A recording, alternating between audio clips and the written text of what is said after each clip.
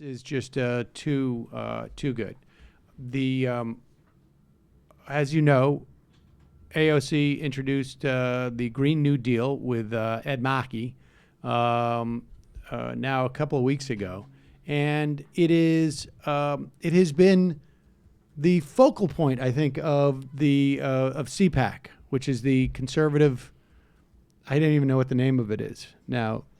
Political Action Conference? It should be Action Committee, but it's just not. That's what you would just, think it is some conference with conservatives that but we it's have not been, a PAC, even it's though, not a PAC. which is absurd. It's just Nazi a conference. Woodstock. But the thing is, it's gotten more boring as the years have gone on, in part because it's no longer shocking. And I will say this. We may cover a couple of clips from it that are interesting, but I used to cover CPAC quite a bit on this show and even on the radio program, over a decade ago. And it was always like, well, we get some pushback. Why are you just covering the freaks?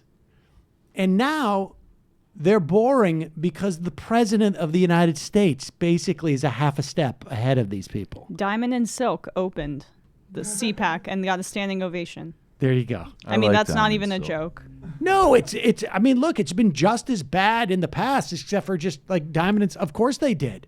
Of course they did. They've been brought in to testify in front of Congress by Republicans on deplatforming. They're bringing back hip hop in their performance. I mean, did you hear that song they wrote about Cory Booker? Oh no, that sounds like one I might actually like. It was about eating meat. One of them beatboxed. Oh, because he's a vegetarian. He's a vegan, which is so cool. Very triggering for them. And they performed this number on their Fox streaming show. And it's Cory Booker does have like vegan. You guys really got to see it. Well, I'm glad you mentioned vegan and it being triggering, because on Fox and Friends, the F&F viewers weigh in on the Green New Deal. They have assembled a crew of Fox and Friends viewers to comment on the Green New Deal. And who is this host? I don't know who she is. It's Ainsley Earhart. Oh, Ainsley Earhart. Okay. I've never seen her not, like up and walking around. Seated between Ducey and Kilmeade. There's never been a not a-hole named Ainsley. I would imagine that Ainsley in the proportion of Ainsley and a-holes is pretty one-to-one. Tripp and Ainsley. All right, but here she is. And for the life of me, we have gone over this tape multiple times. Cannot figure it out. Gary, our farmer friend, I see you shaking your head. What are you thinking about, Gary? Many environmentalists. Pause it for 1 second. Now, understand that there are two types of farmers. There's one that realize, like, hey, climate change is going to fundamentally threaten what I do, because I can't move my property. I can't move my land. And there are already, if you know anything about growing zones in this country, in New York, New York State, largely a 5, the growing zone 5. In just the past 15 years, we have slid into a 5.5 growing zone in this region.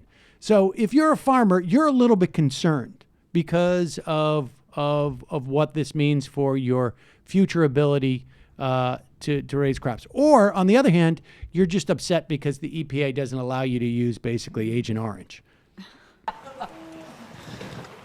Many environmentalists, and OAC being one of them, do not realize that America is covered in grass. Pause it for 1 second. Incidentally, OAC is not a thing.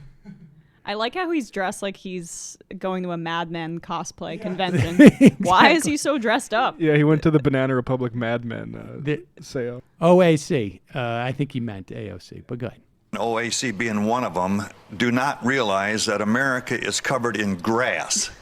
And 75% of a cow or a beef animal's body weight is made up of grass, which we cannot eat. So we would be eliminating a livelihood of a huge portion of America, or United States anyway, in their production of beef. All right. Thank you all for your comment. They were so excited to talk to the farmer, and he made absolutely no sense.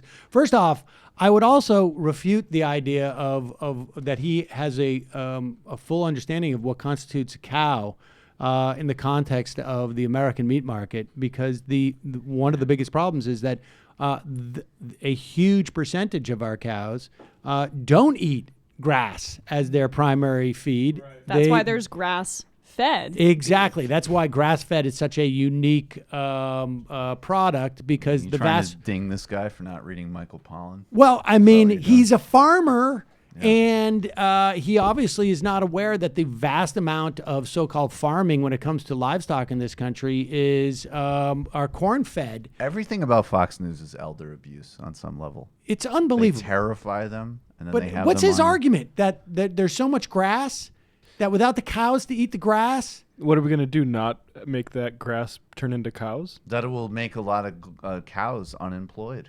It will leave them It was redundant. incomprehensible. Totally incomprehensible, but sort of funny. All right, well, let's turn to the hearings this week.